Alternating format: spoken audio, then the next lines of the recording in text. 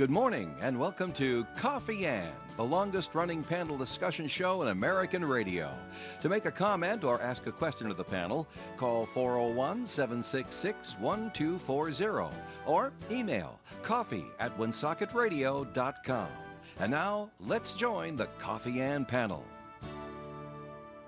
It is Coffee Ann on ON Radio. Thanks for joining us Thursday morning. It's January 4th. My name is Joe Callahan. Thanks for joining us. Bob Lauder has joined us. Hello, Bob. Good morning. Good to be with you. Now, for those of you watching on the internet, you can see Bob's sweater. For those of you just listening in, I told Bob ugly sweater contest was last week, but he's wearing it this week. He says there's a story. Now, the sweater is green and red. There are holly all over it. But there's also dinosaurs. Looks like they're yelling at a Christmas tree. Is that what they're doing, Bob? Yeah. Okay. Yeah, that's what they're doing. All right. They're just happy to see it. Oh, they're happy to see the Christmas tree. Right. Okay. You usually don't associate dinosaurs with Christmas, but Bob is doing that. The dinosaurs are green on a red background, and the Christmas tree is green, obviously. I don't consider this particularly ugly. That wasn't the intent. Oh, well. But there is a story that goes with it. Well, what's the story, Bob? The story. Okay. Goes back a few years. This is not the most new sweater you can find. And Jean and I were invited to a Christmas party.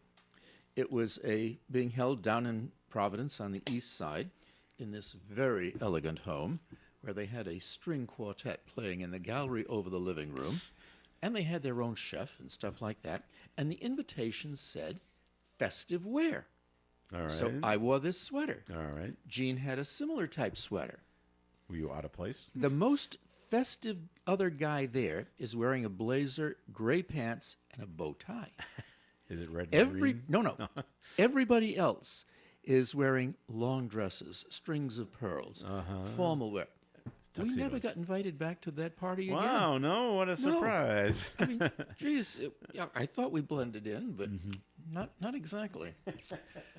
Well, I showed Bob I showed this to Dave a little earlier. I showed it to Bob. It's a Christmas present I got from my kids who got together, and they must have at least spent $2 each, Bob, to get me this fine-looking water bottle. I got to put myself up here. Let me turn it that way, and but if I turn it this way to the camera, I can't read what it actually says. I can read what it says. So what does it say, Bob? Okay. From the top to the bottom. Turn it a little bit so I get the whole thing. You are a really, really great dad. Yep. Very special, very handsome. There's a picture in the middle that I don't really... Then there's an etching of Donald Trump. Oh, that's who it is.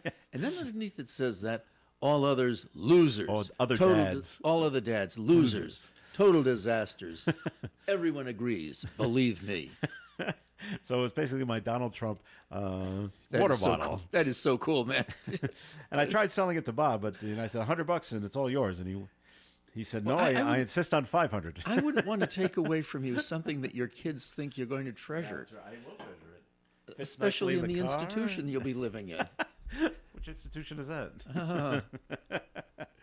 All right. That is a really great gift. I thought it was great that they got it for me. So thanks to the kids.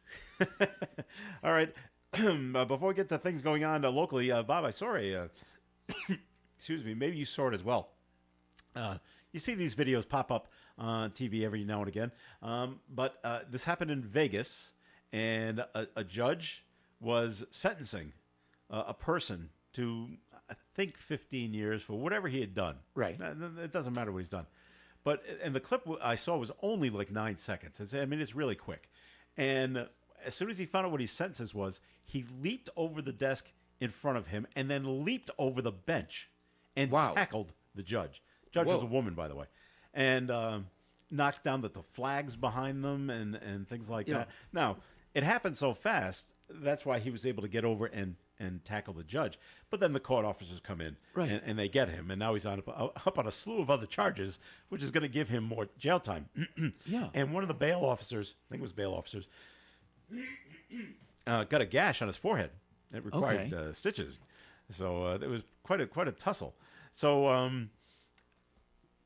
should there be, or first of all, have you ever seen in your years of being in court of anyone going after a judge because they didn't like their sentence or something similar? No, I haven't. And I don't recall reading any such incident happening in Rhode Island in my memory. Okay. I saw that clip also. Okay. And it's pretty terrifying. There was a bailiff in the courtroom, but the bailiff was not standing in a position where he would be particularly in the line of leap from what that defendant did.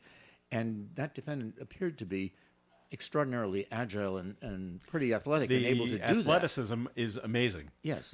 Because that's a good 6-foot jump Yeah, it was. to get up and over the bench Right. to tackle the judge.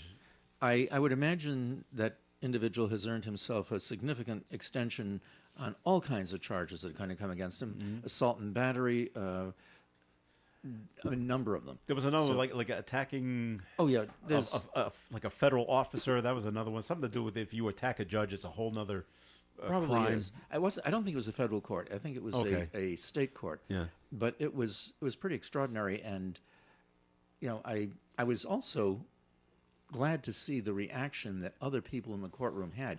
There were other lawyers there who apparently were trying to restrain him and beat him down once he'd attacked the judge and had climbed over the bench. Yeah, it was pretty surprising. Sue Tesser McKenzie has joined us. Hi, Sue. Good morning. Did you see this video of this judge? I did not, getting, but I'm attacked? listening to. I'm surprised more of those type of incidents haven't been attempted. We'll say, not always getting to the judge, but This one, attempting. I think there are probably a lot more, but this one actually got to the judge, which made it go around the country. So the question is, Bob, back to you: if the defendant is guilty, and they're at their sentencing, Right. in the court, why are they not in handcuffs right then? Because they know they're being sentenced. Then, especially if you know they're going to jail, shouldn't they be cuffed then? In the cases that I've seen in court, they almost never handcuffed in advance. No, you don't anticipate this kind of behavior by Maybe most we should defendants. anticipate it now.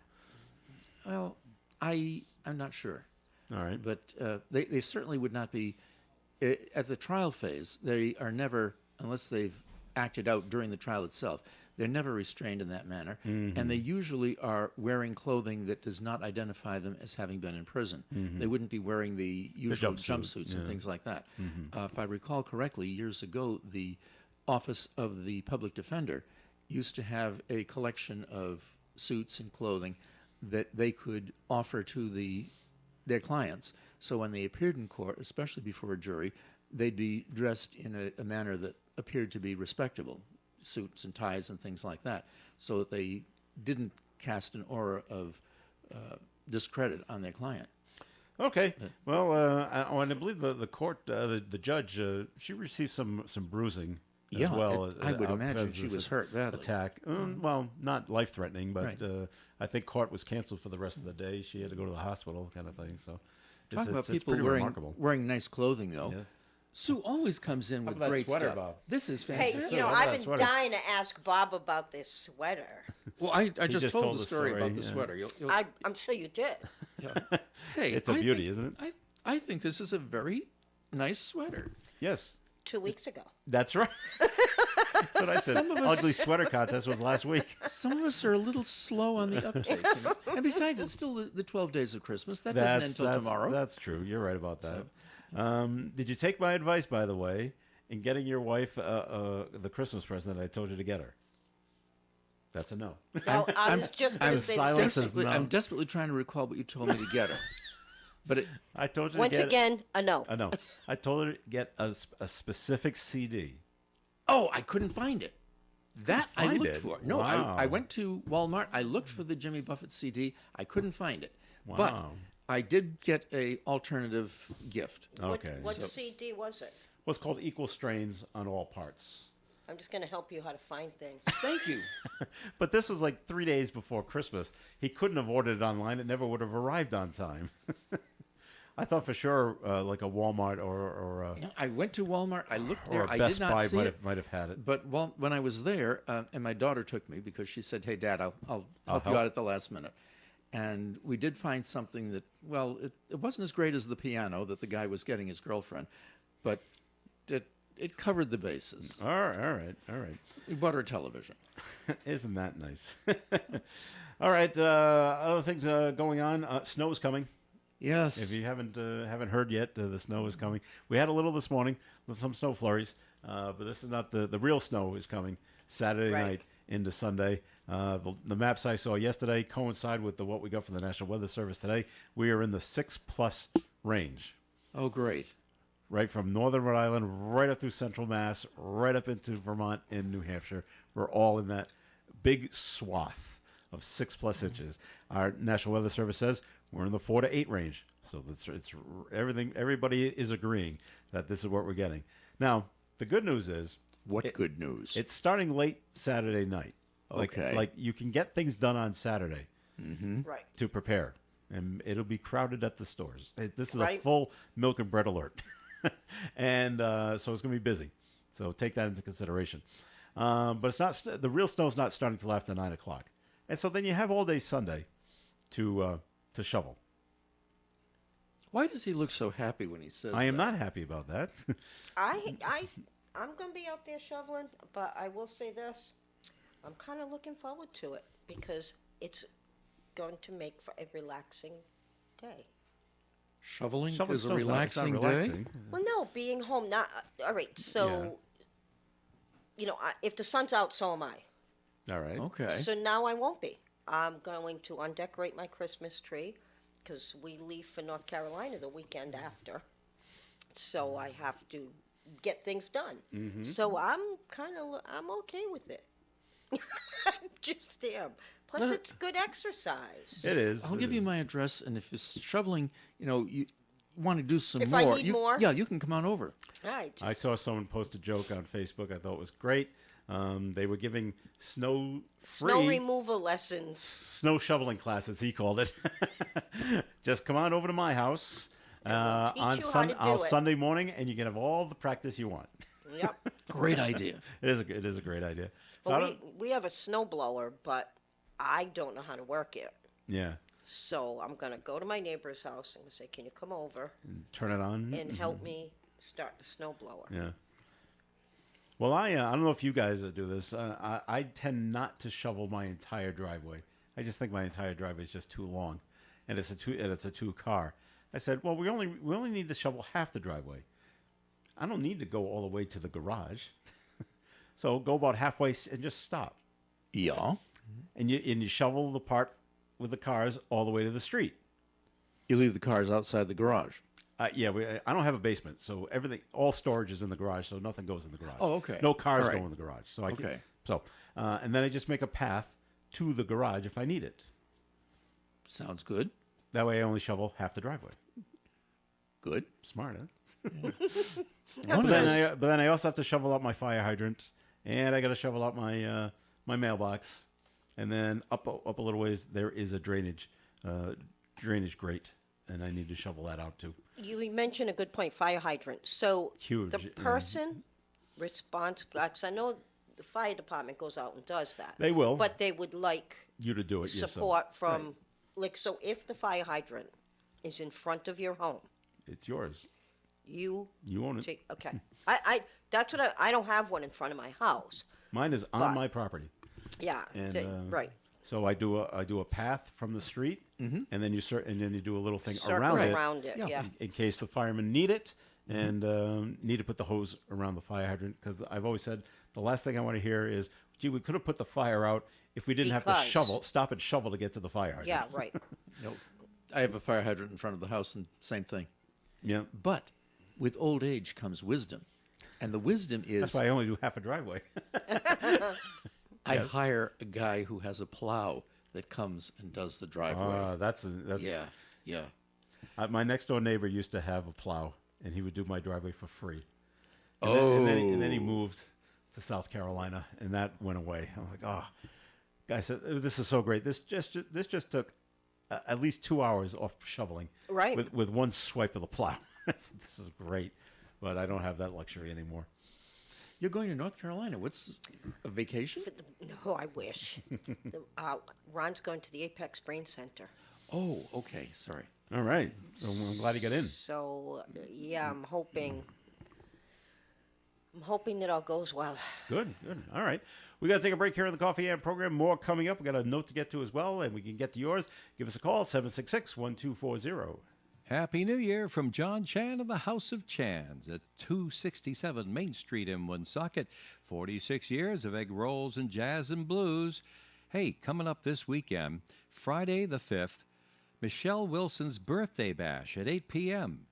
$20 for the tickets, $25 at the door. Powerhouse Diva and the birthday gal, Michelle, invites her morning vibe time tribe from the Worcester radio station she's on to this cool and fun party to kick off the new year. You'll meet them there. Then on Saturday the 6th, Greg Abate, Super Sextet, 8 p.m., $25 and $30 at the door. Features the Prince of Bebop, Greg Abate, Woonsocket's own alto saxophone and flute. Ken Hewitt on the piano, Todd Baker on the bass, Gary Johnson on the drums, Jeff Stout trumpet, and Arnie Krakowski tenor saxophone. Join us to ring in 2024 with some very cool jazz performed by world-class musicians at Chan's. The Coffee and Panel is enjoying coffee from Down East Coffee Roasters. All their coffee is roasted right here in Rhode Island. Down East Coffee Roasters is available at all Little General stores. Have you heard of Scott McGee with RE/MAX Properties? He's been selling real estate in Rhode Island and Massachusetts for the last 17 years, and you can see that he loves what he does.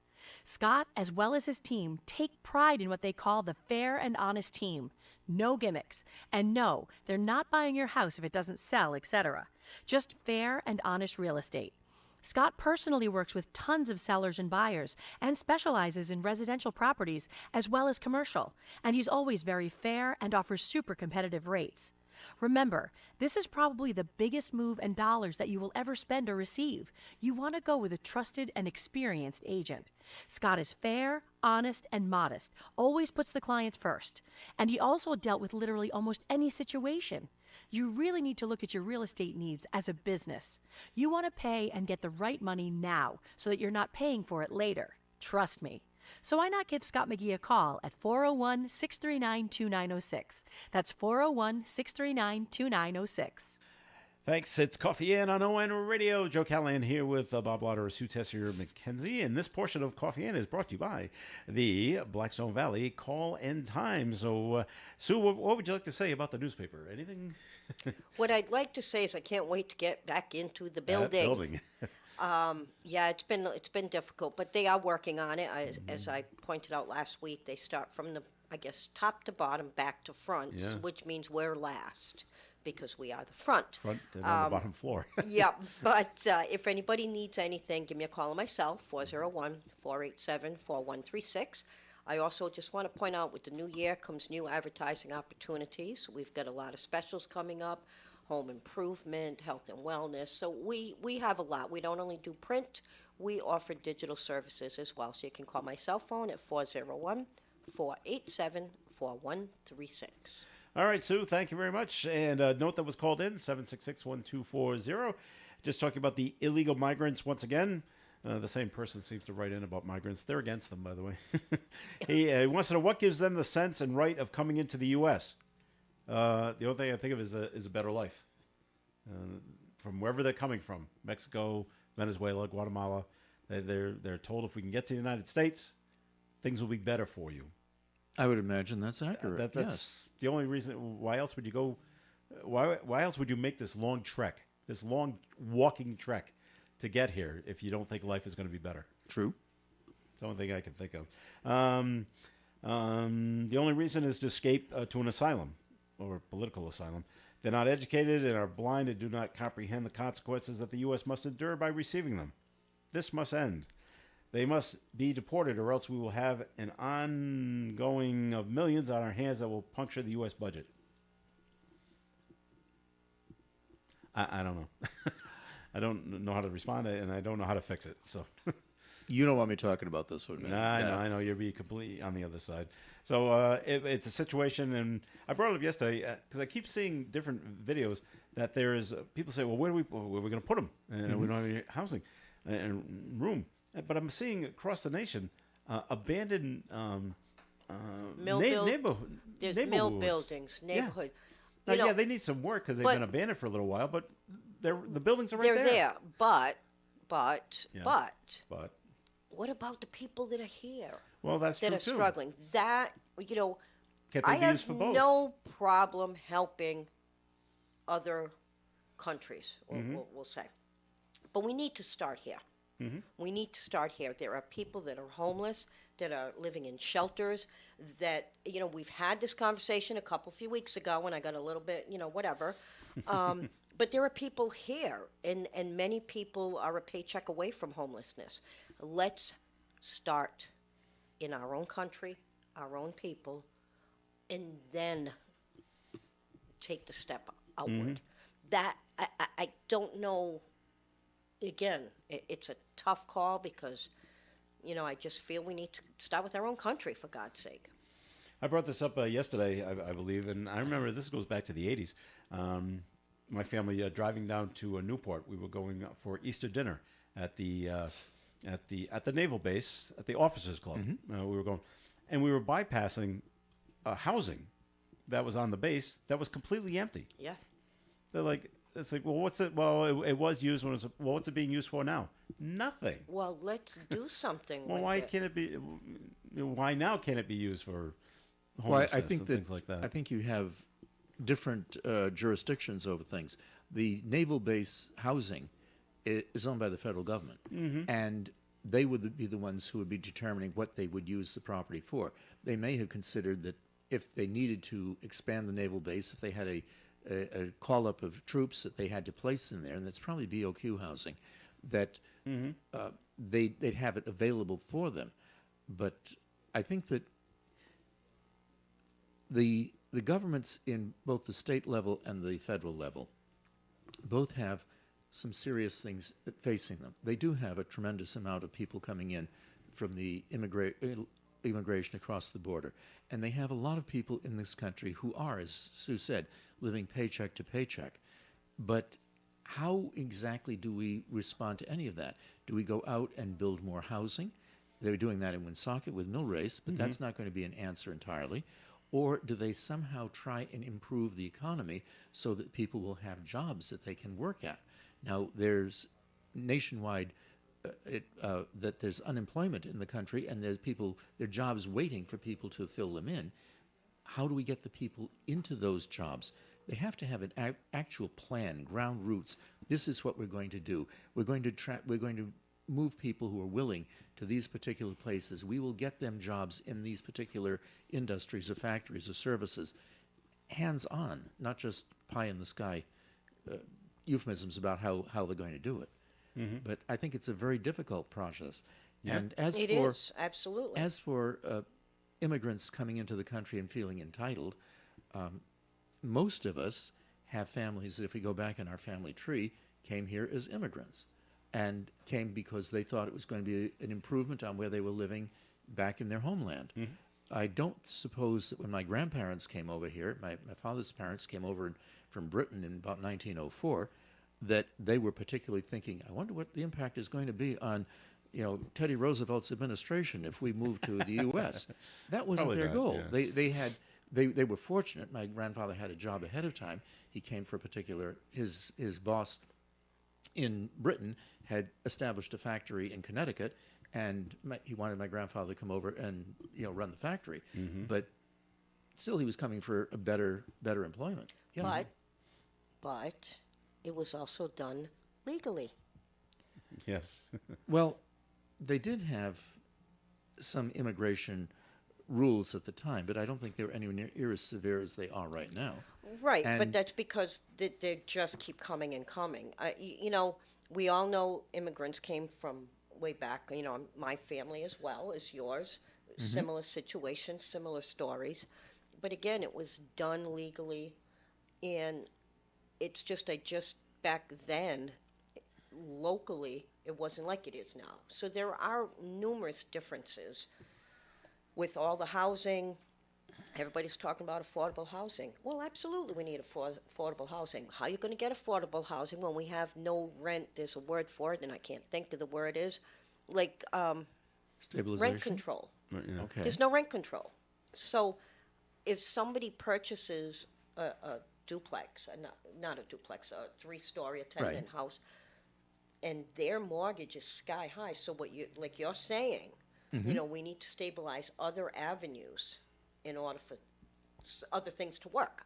So if the interest is so high that these people buy this property, this investment property, and then have to charge so much in order to afford to pay for it, to pay the mortgage. Do you know what I mean? So all of that stuff needs stabilization, like you said. But I don't think I think the idea of rent control would be unproductive in this country because of the cost of buying a property. If you buy a 3-story house, and the ranges that I've seen for Woonsocket now on something like that are $400,000 to $500,000, you have a significant mortgage, and you need to have rent to cover the mortgage.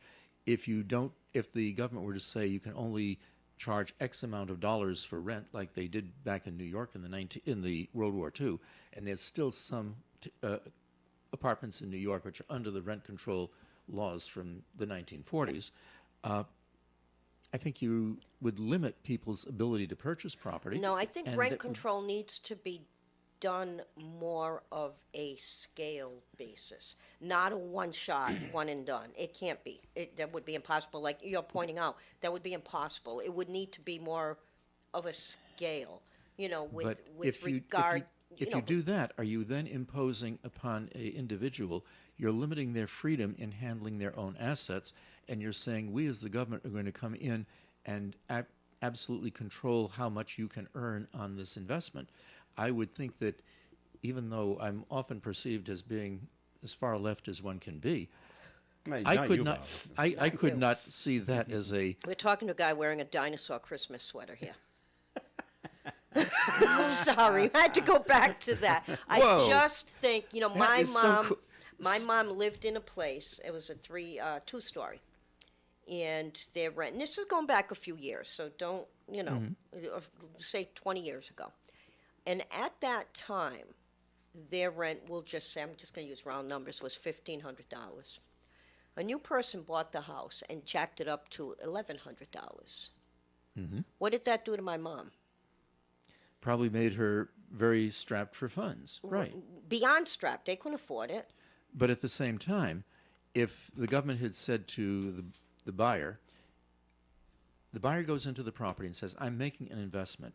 I'm taking some of my own money. I'm borrowing the rest of it, and I'm putting it into this investment. I expect that I'm going to earn a particular rate of return on this investment.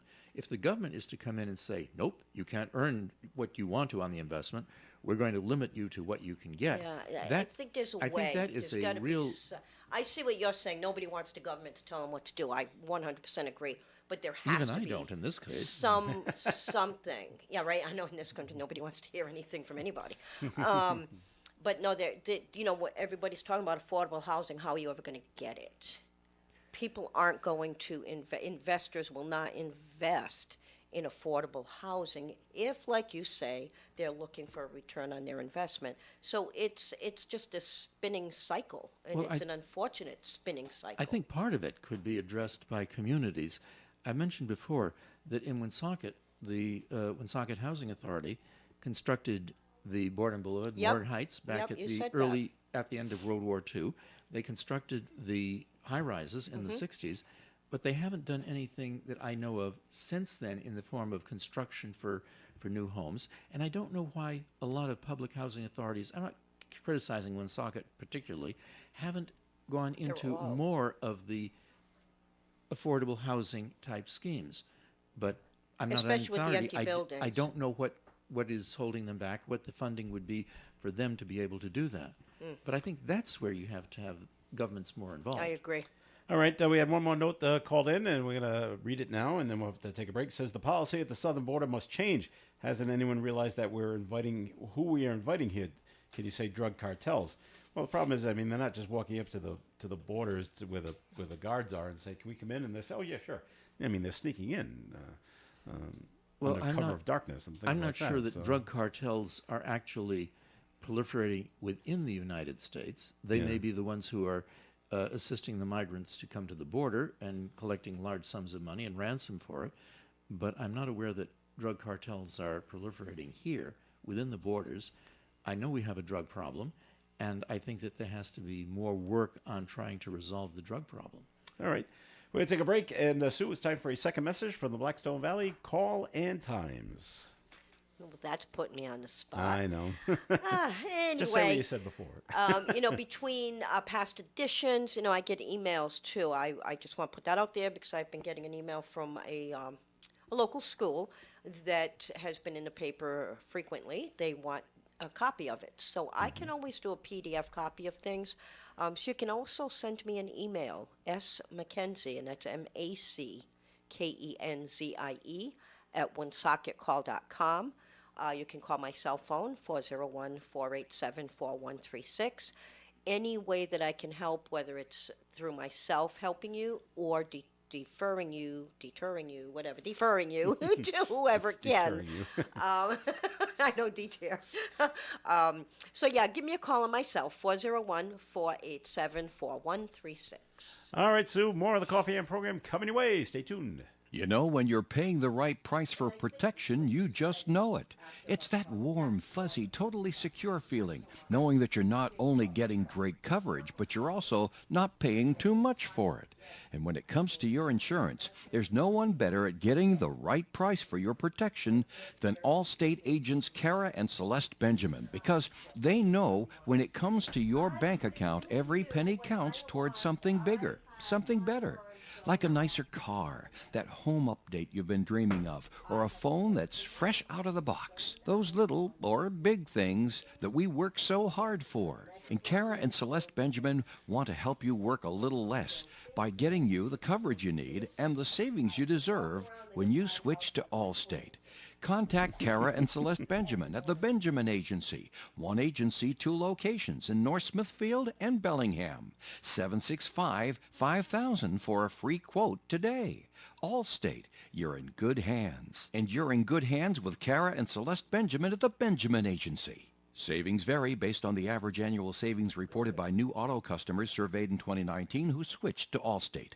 This weather forecast is being sponsored by Mothers Against Drunk Driving. Mostly cloudy skies today with a high of 42 and a light wind from the west. Tonight, mostly clear, overnight low of 20.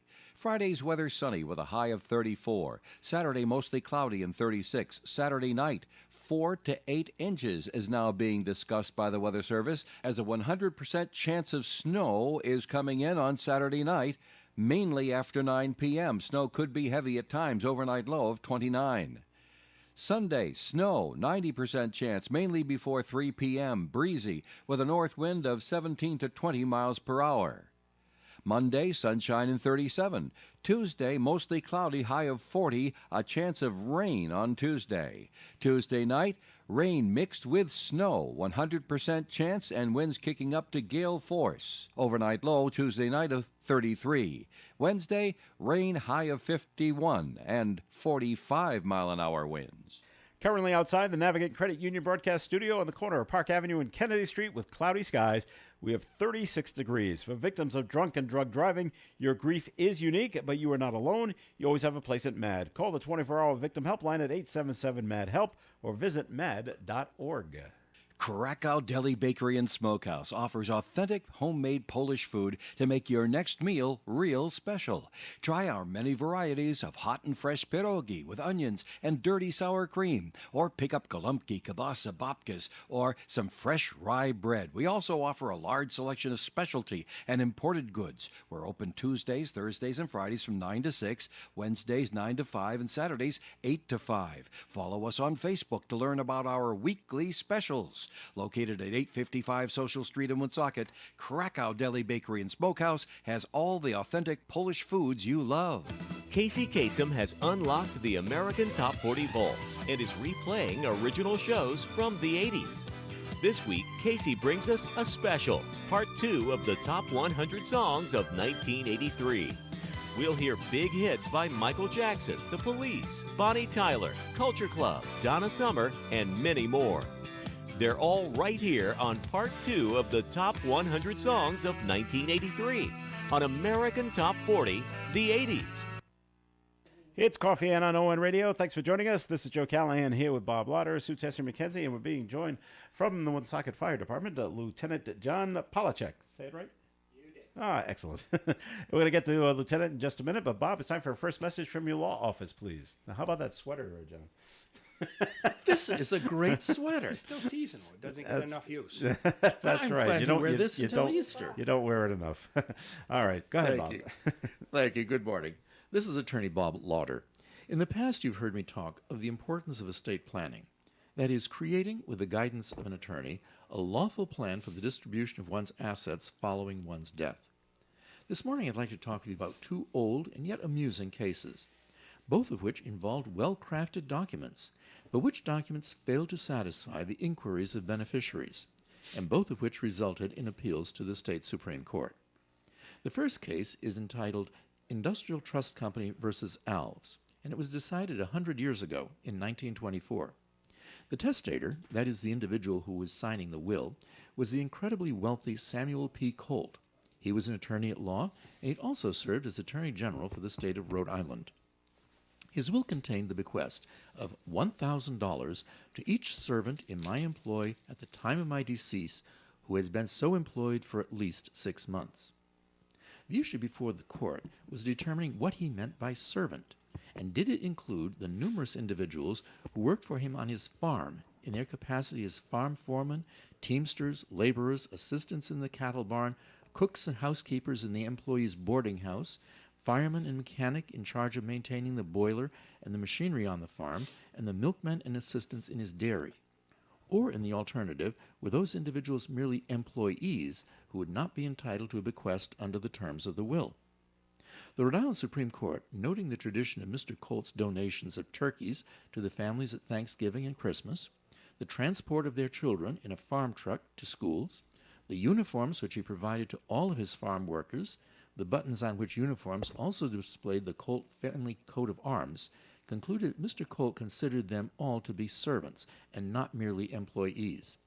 Even so, that in the broad sense of the word servant, when not used in a broad sense, is interchangeable with the word employee unless qualified by some other term, such as household or domestic. The result? All of the 6-month employees' servants received their bequest of $1,000. If you'd like to discuss legal matters with me, please call my office for an appointment. My name is Bob Lauder. My telephone number is 762-4550. And the disclaimer: the Supreme Court of Rhode Island licenses all attorneys in the general practice of law. The court does not license or certify any attorney as an expert or specialist in any field of practice. Thank you. I actually agree with the court, Bob, on that one. Great. How about that? Me too. Yeah, Everybody gets $1,000. Everybody yep, got the I felt the $1,000. same way on that one. So who was fighting against it, though? I was just going to say that. Was I it missed the that part. family, or No, in that case, and in the next case we talk about, it was the fiduciary, the bank. The bank Oh, wanted to all make right. sure that when they were distributing the money, they were doing it in accordance with the terms correct of the way. will. All And they right. didn't want to be in a situation where if they'd given the $1,000 to all of the employees, someone would come out of the woodwork and say, You hey, shouldn't that have was done that." wrong. Yeah. Right. So they I wanted to see. clear it up ahead of time. All right. Well, smart on the bank, I guess. Yes. So, all right, great. We talked a little bit about affordable housing, and we had the big groundbreaking yesterday at Mill Race. Boy, everybody came up here. The governor was here. The two state senators were up here. Rep. Gamma was here. How many yeah. how many apartments are they looking at? John, do you know that off the top of your head? I'm not aware of. It's like it's 70.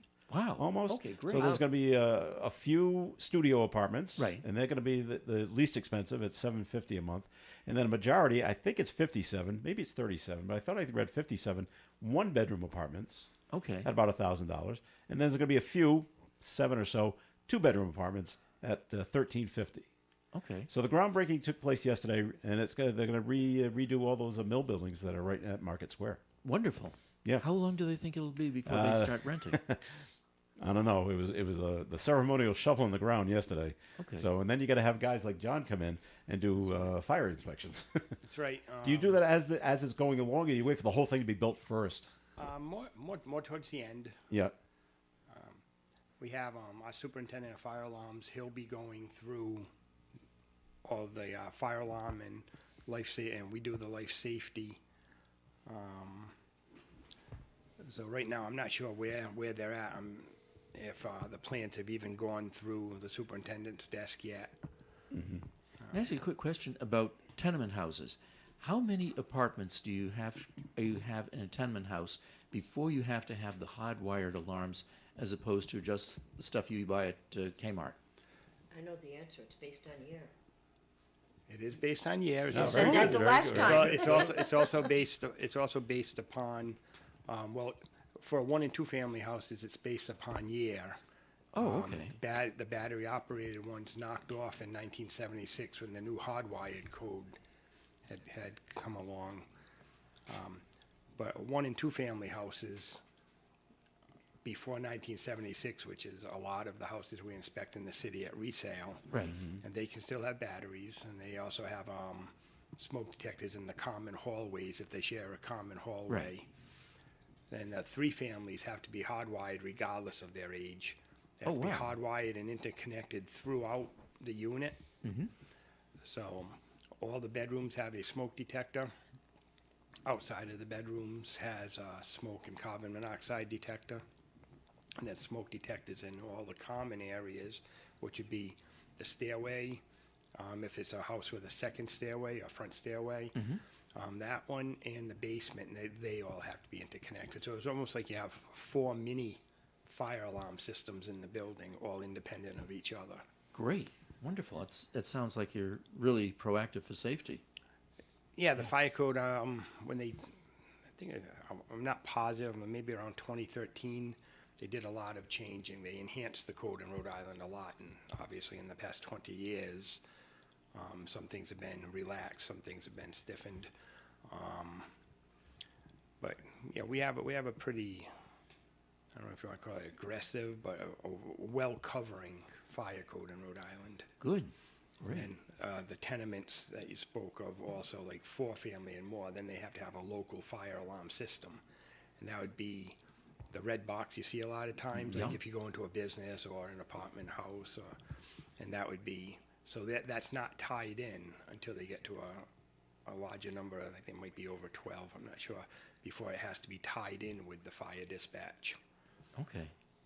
So these people still have to be reminded, especially in like our common 4, 5, and 6 family tenements, that a 911 call does still have to follow any alarms that come in, because we have no way of knowing until somebody calls us.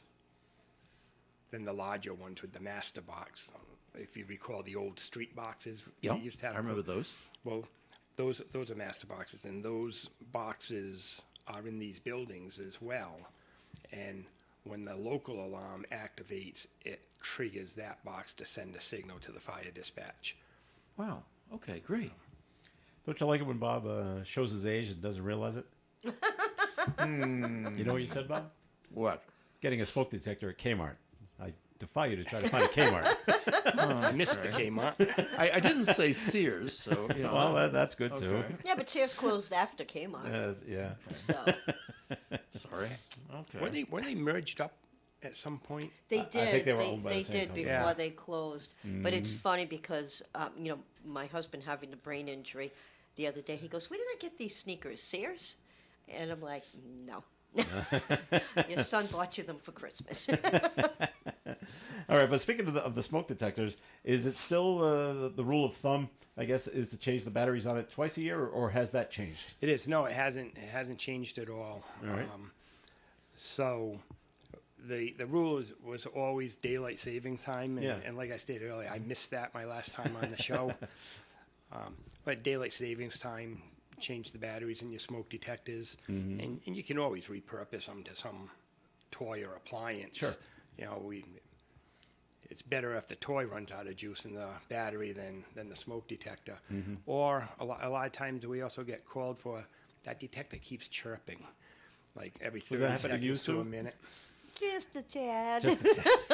And many times that is a low battery alarm.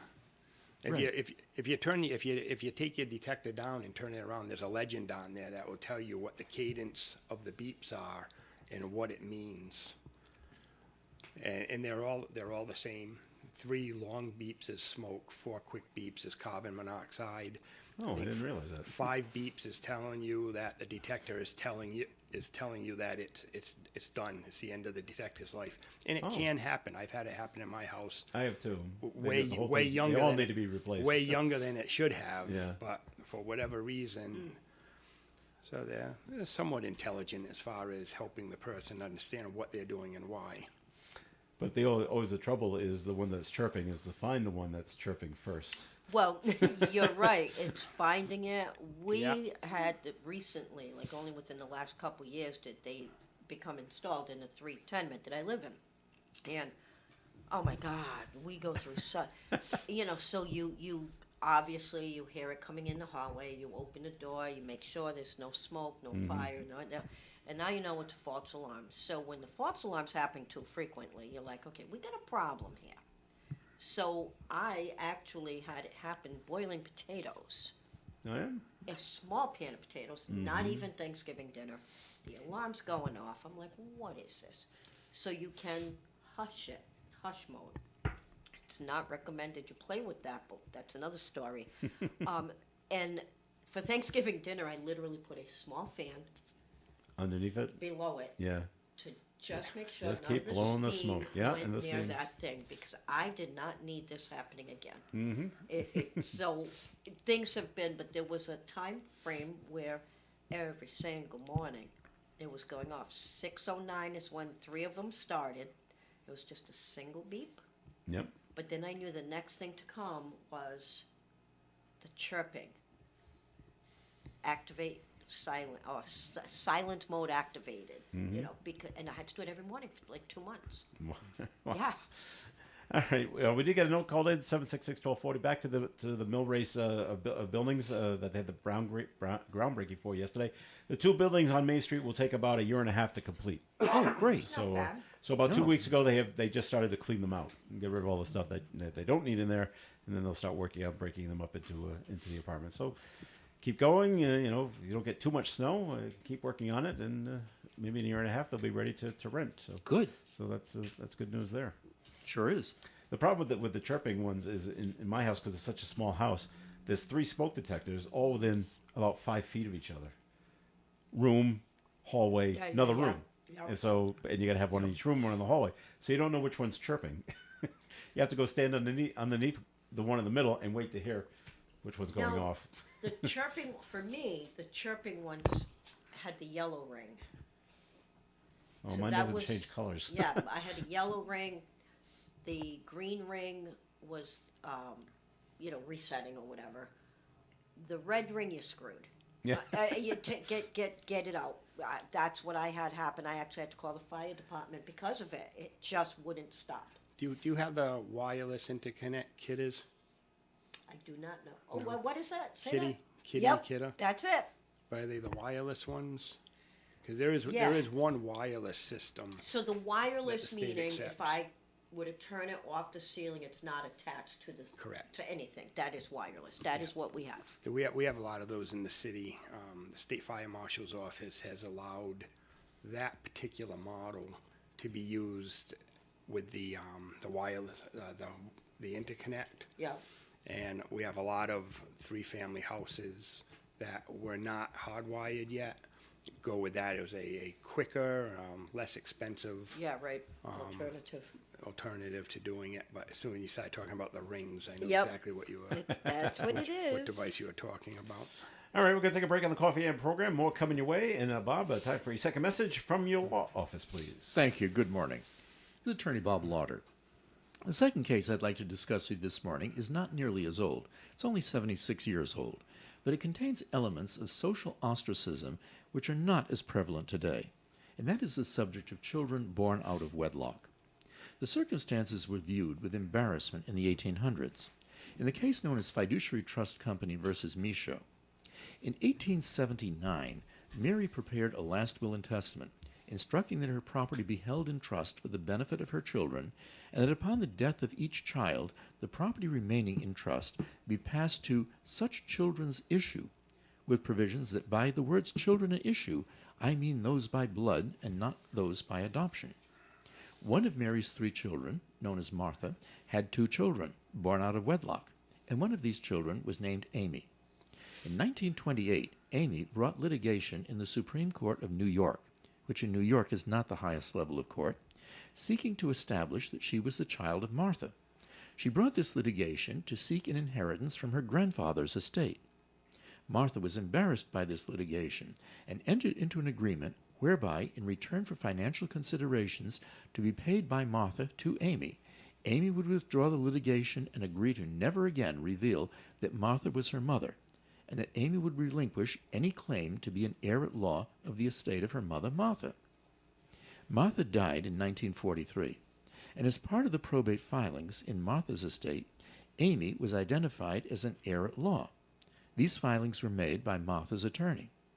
The executor, the fiduciary trust company, filed litigation to determine whether or not Amy's disclaimer of the inheritance remained valid. Amy had never revealed the relationship and had fulfilled the terms of the agreement. The Rhode Island Supreme Court, after noting the suppression of any revelation of the relationship by Amy in accordance with the agreement, reviewed the actions taken by the mother, Martha. These actions included Martha's voluntary transfer of substantial funds to Amy, and the court reasoned that they indicated Martha's love and affection for Amy. The court wrote, "When an affidavit under discussion is considered in the light of all the circumstances, we are of the opinion that Martha intended and did release Amy from the agreement." If you'd like to discuss legal matters with me, please call my office for an appointment. My name is Bob Lauder. My telephone number is 762-4550. And the disclaimer. The Supreme Court of Rhode Island licenses all attorneys in the general practice of law. The court does not license or certify any attorney as an expert or specialist in any field of practice. Thank you. That's a tough one, Bob. Yep. That one's kind of convoluted. It is. All right, not sure where I fall on that one. Hey, Amy got her share. Not too much love and affection when you don't Well, I was recognize the thinking other the child. exact same thing. Oh my God, we are thinking too much alike On today. the same plane. All right, more coffee hands coming up. Stay tuned. By getting That was the vaccinated, washing your hands, staying home when you're sick, and seeking treatment when needed, you can help protect yourself and your community from the flu, COVID-19, and RSV. Visit health.ri.gov/respiratory viruses and talk to your doctor for more information on how to stay healthy this season. Again, visit health.ri.gov/respiratory viruses. A message from the Rhode Island Department of Health and the Rhode Island Broadcasters Association. We've unlocked the vaults, and we're replaying Casey Kasem's American Top 40, the 70s. This week, we're bringing you a special, the Top 80 Hits of 1972, Part 2. We'll hear big hits from America, Elvis Presley, Neil Diamond, the O'Jays, Melanie, and many more. The Top 80 Hits of 1972, Part 2, right here on American Top 40, the 70s. You can depend on us for public service, ON Radio. All right, it is Coffee and here on ONAM at FM. Thanks for joining us. Joe Callahan here, along with Sue Tessie McKenzie, Bob Lauder, also Lieutenant John Polachek from the Woonsocket Fire Department is here as well. And Bob, there's a new professional sports team in Boston for you to follow. How exciting is this? I can hardly wait. What do they do? Darts? No, professional women's hockey. Oh, Really? women's hockey? First I heard that. That's I Yes. didn't realize that there were women's hockey teams anywhere. Except Well, there in was one schools. league, and I don't know what happened to it, and but now they've started another one.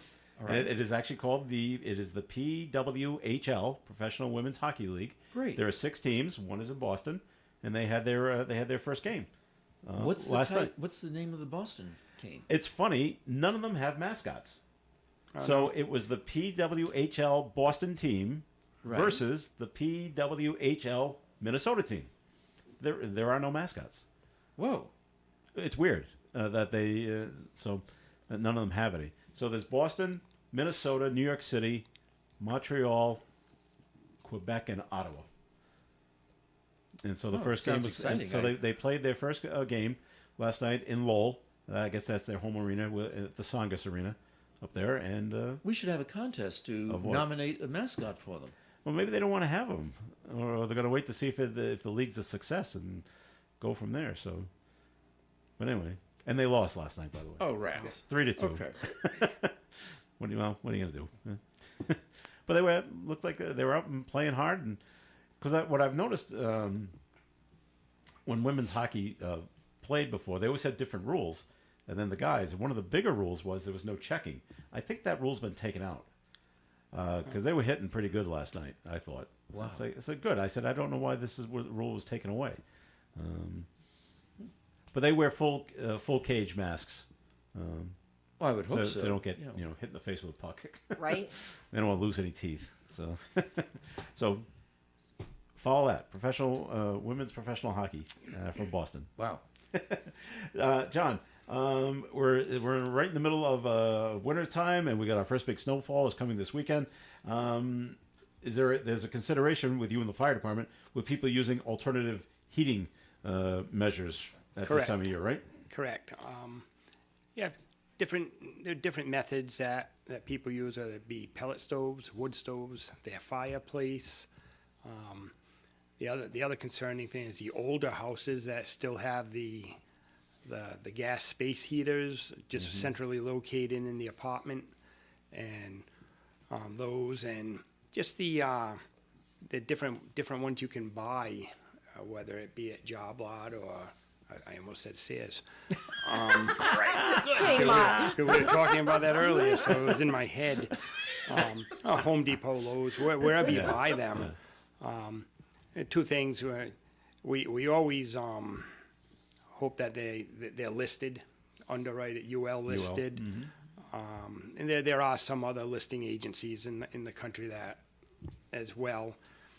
The other thing is space. You got to give them space to work.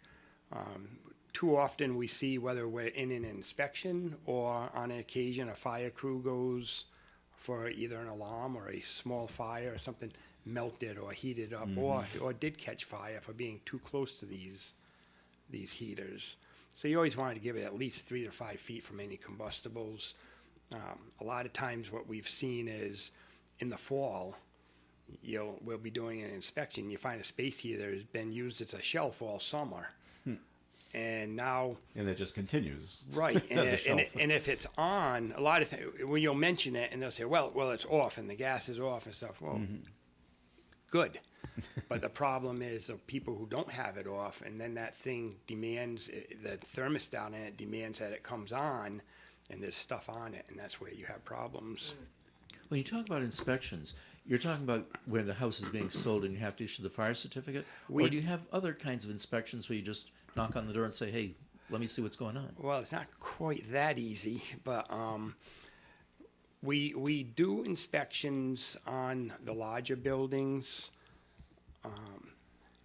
We have a database that our fire marshal had put together when he came in our office of buildings that needed alarms but didn't have them yet.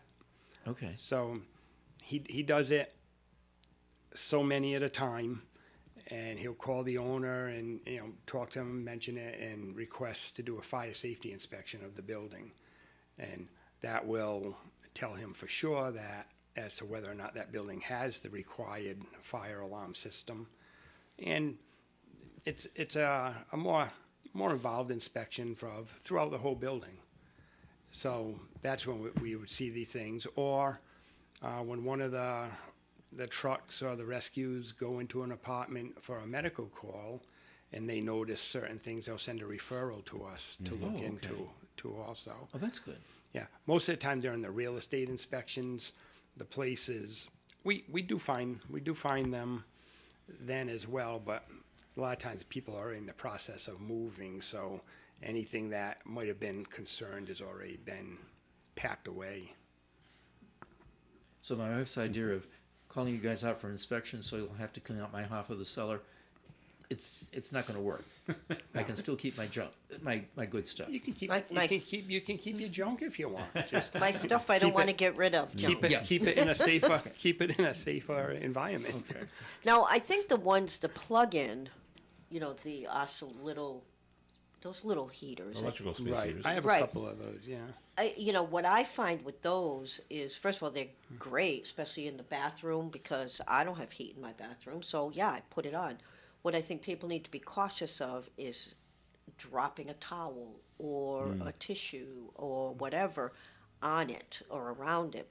That's what they need, and that's for everybody in the house, knocking them over. I mean, my son had one in his room that would shut off if it was tipped over. The newer ones are like that. That's what you need is a Right. safety factor. Yep. The newer ones are like that. They have a switch on the bottom, so as long as it's upright, it's Yep. pressing that switch in. When it tips over, the switch. And, which is great, because they didn't have those years ago. But there are people out there that have some that still work fine. They're very old, but if you knock them over, some are oil filled. Yeah.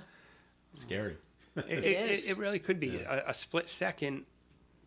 Can change everything. Yeah. Yep.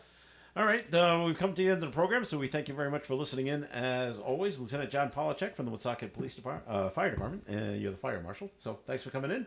You're welcome. Always appreciated. Sue Tester McKenzie, thanks for coming in today. Thank you. Good morning. Have a great rest of the week. And Bob, enjoy your Christmas. Thank you very much. Great- I hope all of you have a Merry good. Christmas, Bob.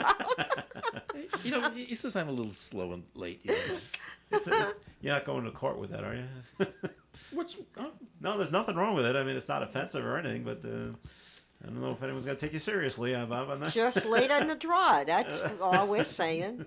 or early. You know, whichever, Yeah, right. Whichever way you wanna want look to look at it. Thank you. All right. Have a great day, Bob. Thank you. You too. All right. This is Joe Callahan. Have a wonderful day. Stay tuned for Gary Smith and the crew. Do your members at 9:30 here on ON Radio. Broadcasting live and local daily from the Navigant Credit Union broadcast studio at the corner of Park Avenue and Kennedy Street. This is WOON Woonsocket Radio. And now, the news. 7 potential ballot questions were sent to the Massachusetts legislature yesterday. Lawmakers have until the end of April to pass the questions. If that does not happen, supporters will have to collect 12,000 more signatures in addition